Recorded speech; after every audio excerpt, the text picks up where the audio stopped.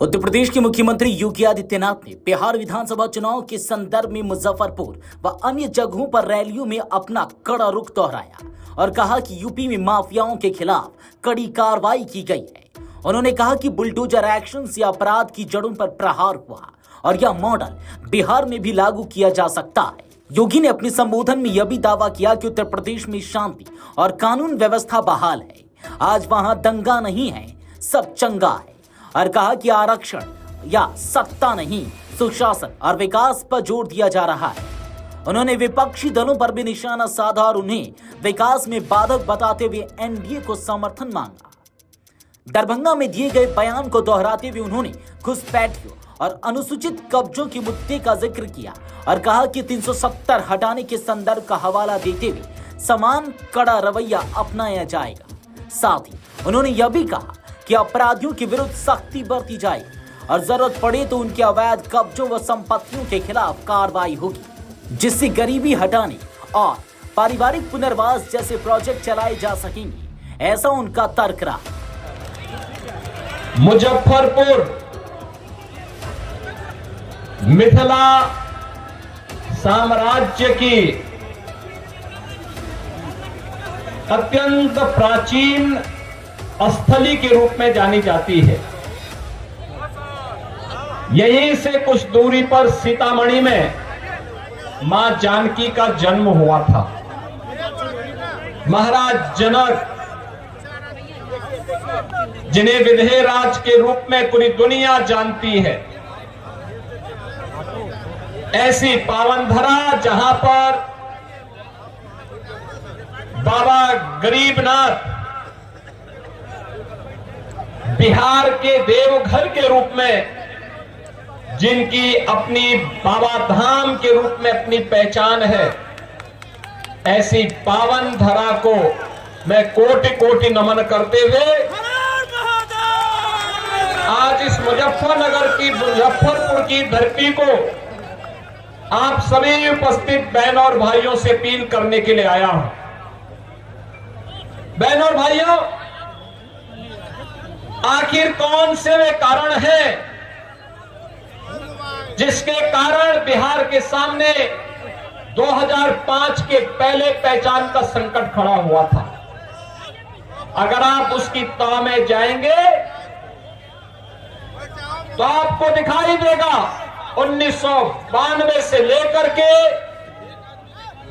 2005 के बीच में यही वह बिहार है जिस बिहार में जाति के आधार पर समाज को बांटने का जो गंदा खेल हुआ था, उस जातीय विभाजन ने किस तरीके से पूरे बिहार के अंदर जातीय संघर्षों को और नरसंहार को अंजाम दिया था। अकेले आरजेडी के शासन काल में 60 से अधिक जातीय नरसंहार की दुर्दांत घटनाएं घटित हुई थी। पर्व और त्योहारों के पहले दंगों की आड़ में पर्व और त्योहार के उत्सव और माहौल को दूषित कर दिया गया था। हर जाति की अपनी जात आर्मी बन गई थी। अपहरण एक उद्योग बन चुका था। 1992 से लेकर के 2005 के बीच में आरजेडी शासन के समय में बिहार के अंदर 30,000 से अधिक अपहरण की घटनाएं घटित हुई थी। कोई व्यापारी, कोई जमींदार, कोई उद्यमी, कोई डॉक्टर, कोई इंजीनियर बिहार के अंदर सुरक्षित नहीं था। बिहार के अंदर किस प्रकार का माहौल पैदा किए थे? खानदानी लुटेरों ने खानदानी माफियाओं को जन्म दिया और वही फिर से लोग दोहराना चाहते हैं। आज जब बिहार अपने गौरव की पुनर्स्थापना के लिए एनडीए की डबल इंजन की सरकार प्रधानमंत्री मोदी जी के नेतृत्व में और बिहार में नीतीश बाबू के नेतृत्व में बिहार जब अपनी पहचान को फिर से स्वर्णिम बिहार के रूप में बनाने के लिए तेजी के साथ आगे बढ़ा है, इन लोगों को अच्छा नहीं लग रहा है। क्या नहीं है आज बिहार में? कनेक्टिविटी, सड़क की कनेक्टिविटी, 4 लेन, 2 लेन, सिंगल लेन की सड़कें, रेलवे की कनेक्टिविटी, एयर कनेक्टिविटी। मुझे याद है 2020 के पहले एक बार मैं गोरखपुर से दरभंगा की तरफ जा रहा था, 12-14 घंटे लगे थे। और बहनों और भाइयों, आज मैं लखनऊ से चला मात्र 45 मिनट में मैं दरभंगा पहुंच गया। एयर कनेक्टिविटी, इनलैंड वाटरवे यानी जल मार्ग की सुविधा, हल्दिया से पटना होते हुए अयोध्या तक और प्रयागराज तक जल मार्ग की सुविधा भी बिहार के अन्नदाता किसानों की उपज को, यहां के मखाना को दुनिया के मार्केट तक पहुंचाया जा सके, सस्ते में पहुंचाया जा सके और मुनाफा यहां का व्यापारी और यहां का किसान कमा सके। मखाना बोर्ड का निर्माण करने के साथ ही जल मार्ग की सुविधा, कार्गो की सुविधा, ड्राई पोर्ट की सुविधा और बिहार और उत्तर प्रदेश के साथ बेहतर कनेक्टिविटी हो सके, इसके लिए तो हमारे परिवहन मंत्री वे बिहार के ही रहने वाले हैं। उत्तर प्रदेश मंत्री बिहार उत्तर प्रदेश में है, रहने वाले बिहार के हैं और इसीलिए कैंप कर रहे हैं कि बिहार की कनेक्टिविटी को बेहतर बनाने के लिए उत्तर प्रदेश से भी योगदान देंगे।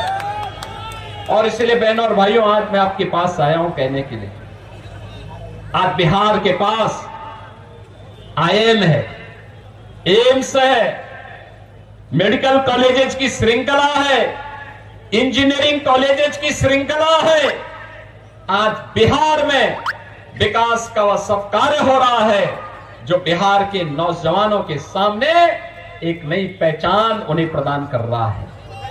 अन्नदाता किसान को प्रधानमंत्री किसान सम्मान निधि का लाभ मिल रहा है, व्यापारी को व्यापारी सुरक्षा की गारंटी मिल रही है, उद्यमी को निवेश की गारंटी मिल रही है और बिहार आज बेहड़ी बेहतर और स्वर्णिम बिहार की मौर्य काल की याद को फिर से स्मरण कराते हुए अपने उस गौरव के साथ आगे बढ़ रहा है जिस बिहार ने कभी महात्मा बुद्ध को ज्ञान प्रदान किया था, जिस बिहार ने महावीर जैन को जन्म दिया था, जिस बिहार में महाराज कामेश्वर सिंह जैसे राजाओं ने शासन व्यवस्था को शिक्षा के साथ, संगीत के साथ, संस्कृति के साथ, कला और अध्यात्म के साथ जोड़ने का काम किया था। ये वही धरती है जहां पर मिथिला और भोजपुरी संस्कृति को छठ गीतों के माध्यम से पद्म पुरस्कार से सम्मानित शारदा सिन्हा ने वैश्विक पहचान दिलाने का काम किया था। ये वही बिहार को उसकी पहचान दिलाने का काम हो रहा है जिस बिहार को आरजेडी ने पहचान का मोहताज बनाया था, अपराध के गढ़ के रूप में स्थापित किया था। आज बहनों और भाइयों, 2020 में जब मैं आया था तब मैंने कहा था ना कि अब नारा नहीं, अब हकीकत बनेगा कि रामलला हम आएंगे, मंदिर वही बनाएंगे। बीजेपी का मतलब, एनडीए का मतलब जहां पे विरासत की भी पहचान हो, मां जानकी का मंदिर बनेगा, भगवान बुद्ध की विरासत को आगे बढ़ाने का काम होगा, भगवान महावीर की विरासत को आगे बढ़ाने का काम होगा, विद्यापति की धरती को फिर से एक नई पहचान दिलाई जाएगी, महाराज कामेश्वर सिंह की परंपरा को फिर से उन्नत किया जाएगा और शारदा सिन्हा की मिथिला और भोजपुरी की संस्कृति को फिर से वैश्विक पहचान दिलाने के लिए आज मोदी जी के नेतृत्व में जो काम प्रारंभ हुआ है उसको भी सम्मान दिलाया जाएगा। मखाना बोर्ड बनाकर के उद्यमी को, व्यापारी को सम्मान करवाया जाएगा, अनेक युवाओं को कार्य करने का अवसर प्राप्त होगा। आज बिहार में नौकरी भी है, रोजगार भी है, किसान को सम्मान है, सुरक्षा भी है। आज उद्यमी बिहार के अंदर निवेश करने के लिए इच्छुक है, आना चाहता है, इमर्जिंग टेक्नोलॉजी को लेकर के आना चाहता है। लेकिन इसके लिए बिहार के नौजवानों को फिर से लड़ाई लेनी होगी। बड़ा प्रतिभाशाली है हमारा बिहार का नौजवान, जहां जाता है अपनी प्रतिभा का छाप छोड़ता है, अपनी प्रतिभा का छाप छोड़ता है। दुनिया के अंदर जहां कहीं गया, प्रशासन में, पुलिस में, व्यवस्था के किसी टेक्नोक्रेट के रूप में, किसी भी अन्य रूप में अपनी पहचान से पूरे क्षेत्र को, हर नागरिक को अभिभूत करता है। और बहनों और भाइयों, ये आरजेडी, ये कांग्रेस, इनके जितने सहयोगी हैं, ये तो बिहार के विकास के ग्रहण है, ग्रहण। इनको आने नहीं देना है, हरगिज आने नहीं देना है। ये लोग जाति के नाम पर फिर से लड़ाएंगे, माफियाज को यहां पे प्रश्रय देंगे, उन्हें अपना शागिर्द बनाएंगे, लेकिन हमें बंटना नहीं है। बटेंगे तो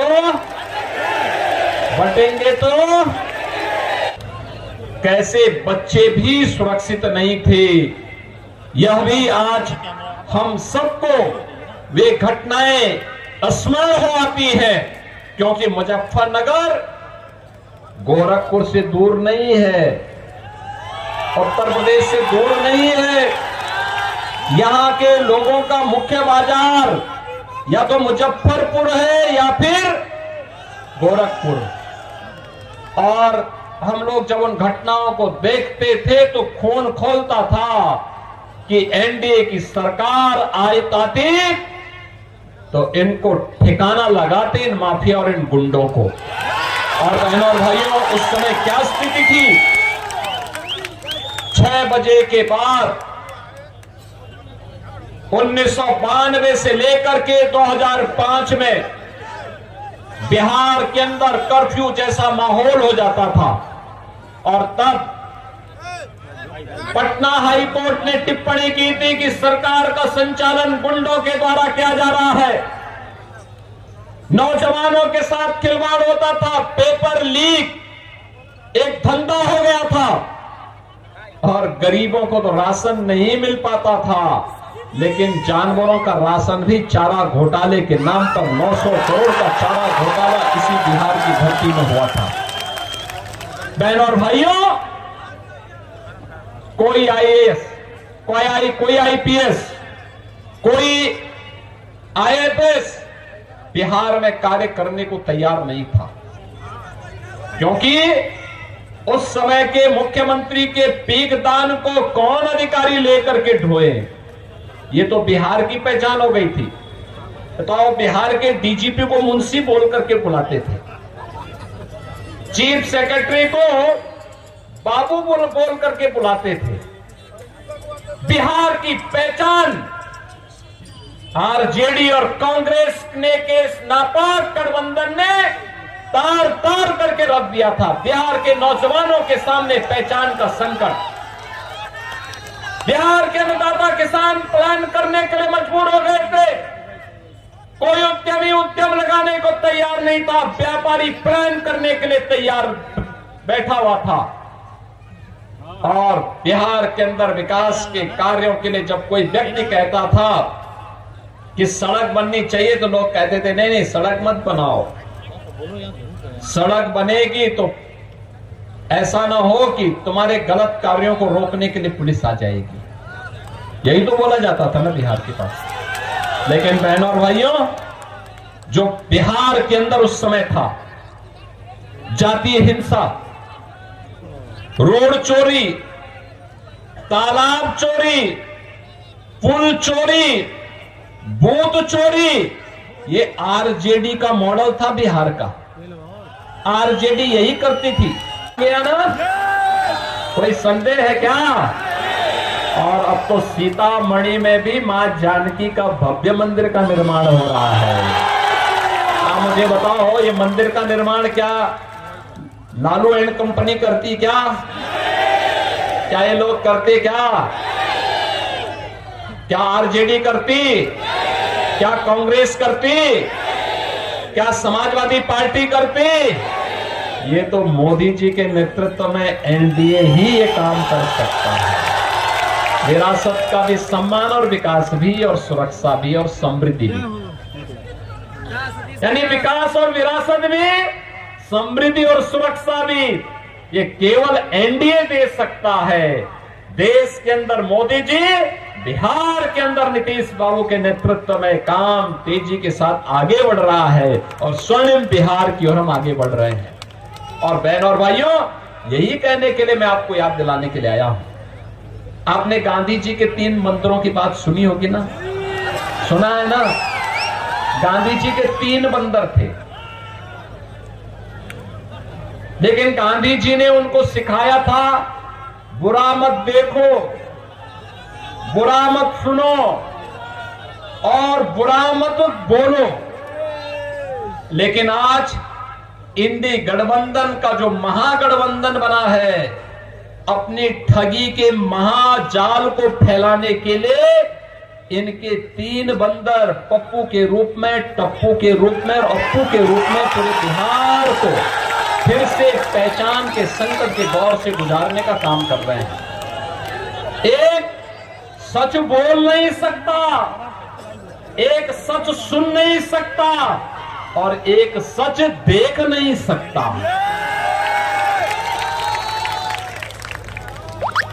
यानी इन लोगों की एक परंपरा बन गई है, कैसे भारत को अपमानित किया जाए, कैसे भारत की पहचान सनातन को अपमानित किया जाए, कैसे दंगों की बाढ़ में फिर से बिहार को, यूपी को झोंका जाए। हमने तो माफिया का उपचार कर दिया है और ऐसा उपचार किया है, ऐसा उपचार किया है, ये बुलडोजर है ना, ये यूपी के अंदर माफिया को चाप चाप करके हाँपने के लिए मजबूर कर दिया है।